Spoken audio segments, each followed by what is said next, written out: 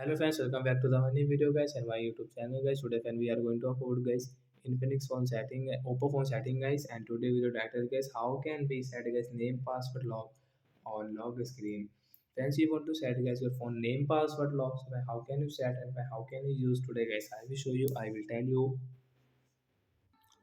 So friends, we will on guys our phone setting guys. After on phone setting guys, click on guys your phone password and security setting guys, click on phone password and security setting, and friends click on lock screen password, and friends you can see important notice. So guys we will continue guys, tap here continue. Friends you can see guys your phone this alpha number guys, tap here. Friends you can use guys your password. First of all guys, click on this I option guys, this show password, then guys enter your name password log. So I will enter guys my name, and guys don't do any mistake guys. If you do any mistake and guys you will forget your password, so as you cannot open your phone guys, you will have to reset guys your phone. So as you can see I will enter my name password log, and when I will on guys my log screen, friends you can see I have guys, we have got this name password log. So guys we will enter guys phone name password log. Friends you can see I will enter my name.